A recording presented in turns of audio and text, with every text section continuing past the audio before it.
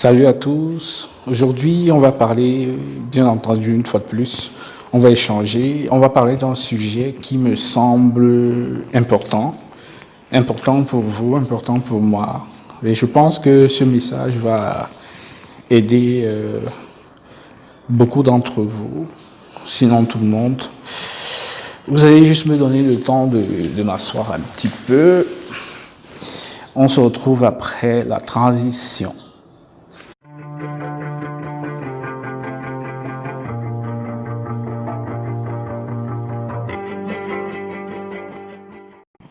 Aujourd'hui, j'ai vraiment envie d'aller droit au but.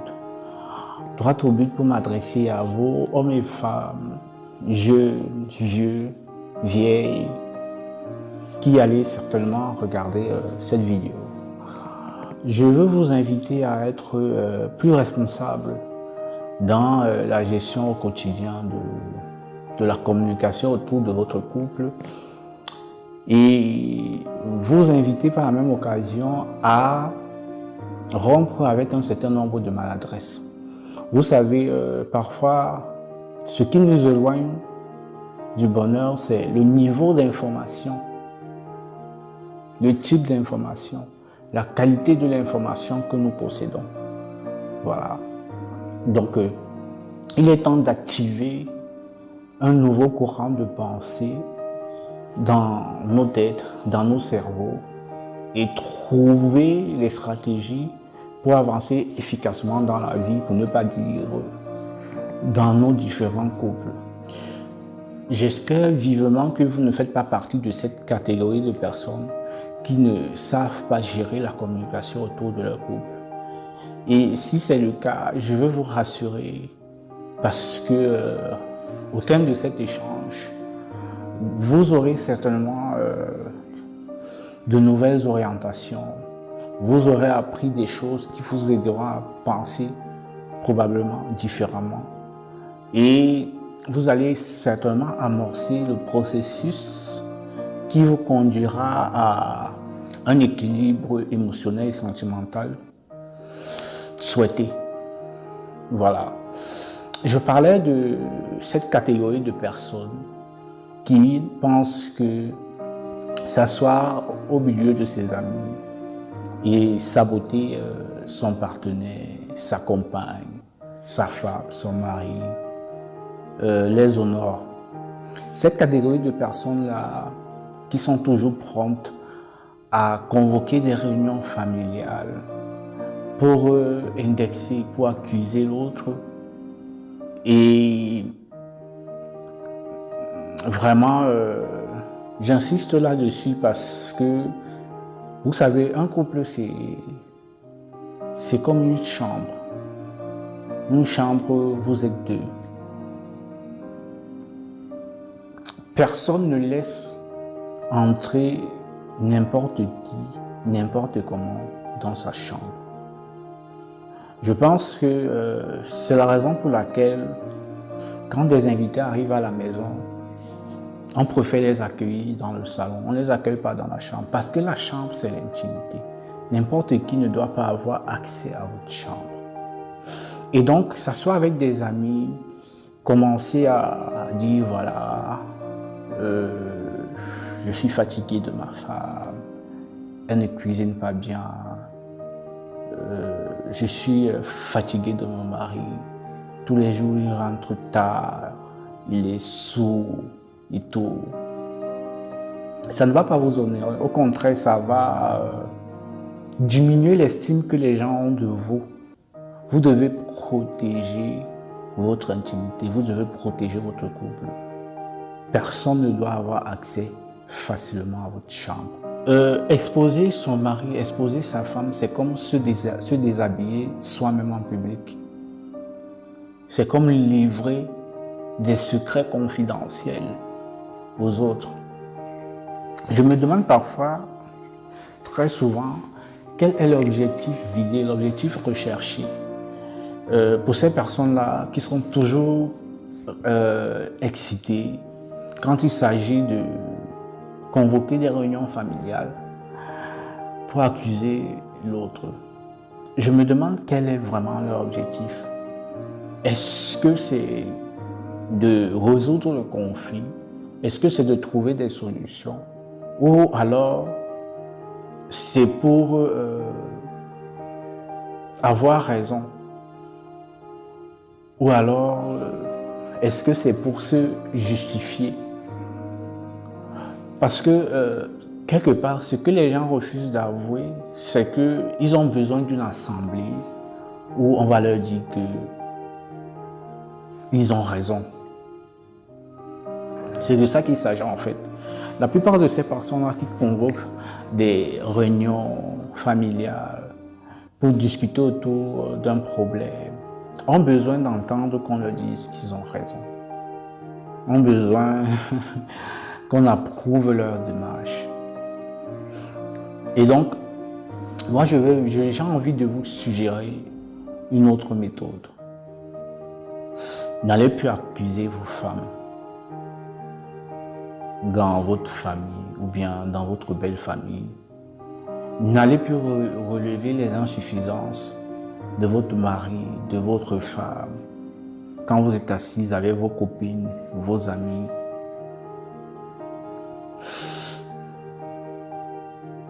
Gardez ça pour vous. Ça, ce sont des choses que vous devez partager avec votre femme. Ayez le courage d'appeler gentiment votre femme et de lui dire calmement ce qui ne va pas chez elle, ce qui vous exaspère chez elle, ce qui, voilà. Parce que généralement, dans un couple, les choses restent stagnantes parce que on veut résoudre ce qui ne va pas en créant des conflits.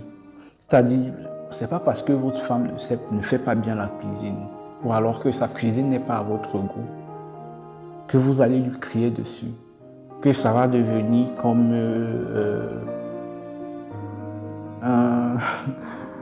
un chemin de croix, que vous allez utiliser ça comme un marteau pour la rabaisser à chaque fois. Non.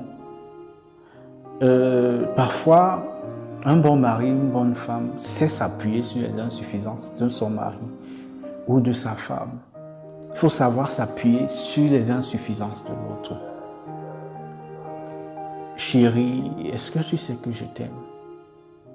Oui, tu sais certainement que je t'aime, mais j'ai envie de te le redire. Chérie, je t'aime.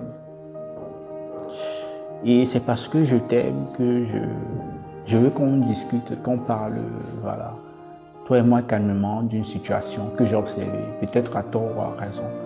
Mais je veux que toi et moi, on essaye de comprendre la situation, qu'on essaye de voir ensemble comment remédier à cela. Parce que vous êtes une équipe, vous devez travailler ensemble. Il n'est pas question de dire vraiment tu cuisines mal, vraiment ça ne vaut pas la peine, vraiment une femme comme toi, vraiment ta maman devrait refaire ton éducation, vraiment non, ce n'est pas comme ça. On ne résout pas un problème à travers des conflits. Pour résoudre un problème, on s'assoit calmement, on discute. Donc vous n'avez pas de raison d'aller relever les insuffisances de votre couple à vos amis, aux membres de votre famille. Non.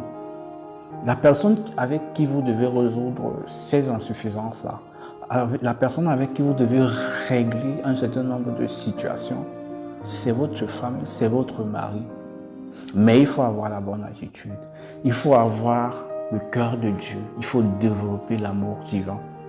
L'amour qui fait qu'on comprenne les insuffisances de l'autre et qu'on ressent ce désir fort, ardent là, de tenir la main de l'autre et de l'aider. C'est ça, l'amour, c'est aider aussi son partenaire. Et non pas l'accuser, diaboliser à cause de ses insuffisances, non. Vous devez protéger votre intimité pour que l'extérieur, les personnes extérieures à votre couple continuent à vous respecter. Continuez à comprendre que votre couple, ce n'est pas la cour du roi Pétou. continuez à comprendre que vous êtes des personnes matures qui avez toutes les capacités de gérer vos problèmes, vos conflits. C'est de ça qu'il s'agit. Dire comme ça devant une assemblée que ma femme boit trop, c'est une sourate. Vraiment, les personnes, ils vont essayer de faire la politique devant vous.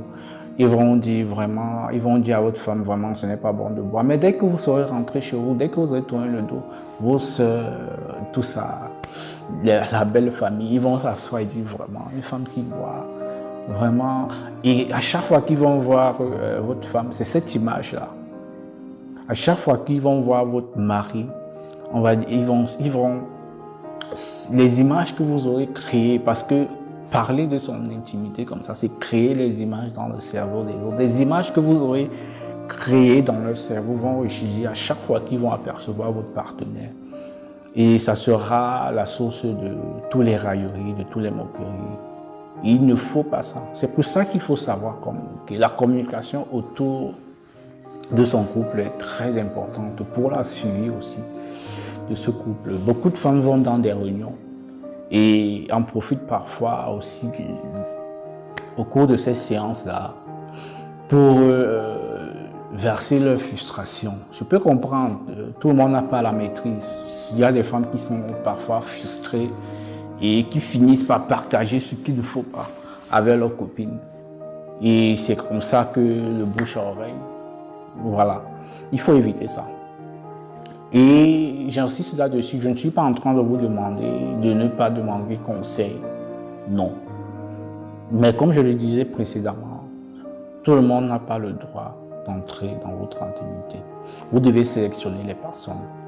Et la question de choix, j'en ai déjà parlé.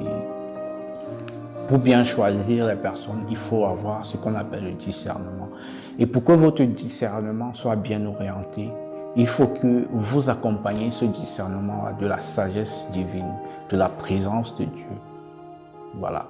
Parce que ceux qui ont l'identité de Christ, ceux qui ont l'identité de Dieu en eux, sont capables de reconnaître les bons, sont capables de faire les traits. Parce que le tri se fait naturellement. L'Esprit de Dieu vous porte et vous guide et vous montre les voies à suivre et vous dirige vers la direction qu'il faut.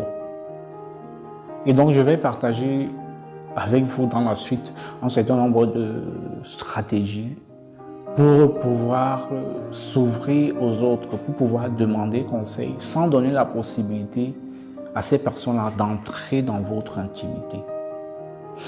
Si vous devez rencontrer votre papa pour parler avec lui d'un problème qui vous tracasse dans votre couple, ou bien votre maman, ou bien, je ne sais pas, une grande sœur que vous estimez suffisamment mature, ou alors un collègue que vous avez observé et que vous pensez être suffisamment outillé, peut-être parce que son comportement au quotidien vous inspire un certain nombre de confiance, ou alors peut-être parce que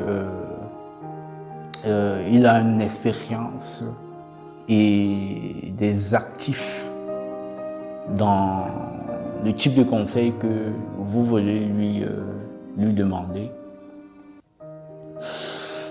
Vraiment, allez-y à chaque fois en ayant conscience que lorsqu'il y a un problème dans votre foyer, lorsqu'il y a un problème dans votre couple, la responsabilité, ce n'est jamais totalement vôtre. Vous avez toujours votre part de responsabilité, peu importe le niveau de pourcentage. Même si c'est 1%, vous devez prendre ça sur vous et le gérer comme si ce problème vous concernait vous-même, comme s'il était question de vous. Parce que les insuffisances de votre femme, les insuffisances de votre mari sont aussi vos insuffisances. Parce que pour que votre couple soit équilibré, vous avez besoin que chacun soit apte à faire un certain nombre de choses. Vous avez besoin que chacun soit apte à penser d'une certaine façon, que chacun soit apte à donner de sa personne. Donc vous êtes deux. Et donc les manquements de l'autre, puisque ces manquements t'atteignent, sont aussi tes manquements. Voilà. Donc, allez-y vraiment dans l'intention de trouver des solutions. Et donc, une façon de poser vraiment vos soucis, vos problèmes, sans donner la possibilité aux autres d'entrer dans votre intimité, est tout simplement de venir vers la personne et de lui demander dans ton couple, est-ce que tu as déjà été confronté à telle situation? Prenons un exemple, peut-être dans votre couple, il y a une crise de communication. Vous allez vers votre maman et vous lui dites, sans lui dire que c'est votre femme ou sans lui dire que c'est vous, parce qu'elle n'a pas besoin forcément de savoir ces détails-là. Maman, dis-moi, comment est-ce que papa et toi avez réussi à challenger au quotidien vos problèmes de communication, les difficultés que vous avez eues à communiquer? Comment est-ce que vous avez procédé pour franchir ces barrières, ces étapes-là et rester ensemble aussi longtemps, arriver à cette période de votre vie? C'est ça en fait. Et vous laissez la personne maintenant partager votre expérience, son expérience avec vous. Vous n'avez pas besoin de venir accuser votre partenaire, de venir accuser votre femme, de venir accuser votre mari, non.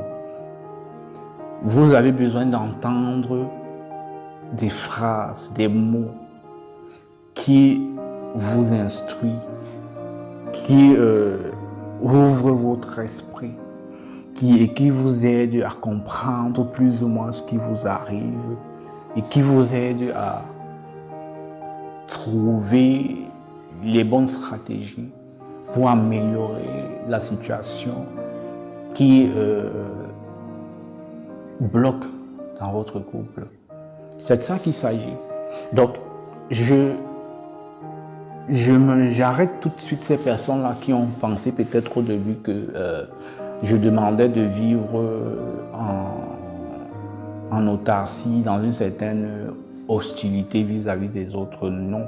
Il faut toujours embrasser les autres, mais il faut embrasser les autres en fixant des limites. Parce que, n'oublions pas, il y a un adage qui dit que trop de familiarité engendre le mépris. Moins les gens en savent sur votre vie privée, c'est-à-dire sur votre intimité. Les gens ont le droit de savoir que vous êtes marié, les gens ont le droit de comprendre que vous êtes heureux, mais les gens n'ont pas besoin de vivre forcément votre quotidien. Votre quotidien, chaque couple a ses défis, a ses challenges à relever. Et c'est différent d'un foyer à l'autre. Peut-être les problèmes se ressemblent, mais la façon de vivre, ces difficultés-là sont différentes parce que nous avons des personnalités différentes.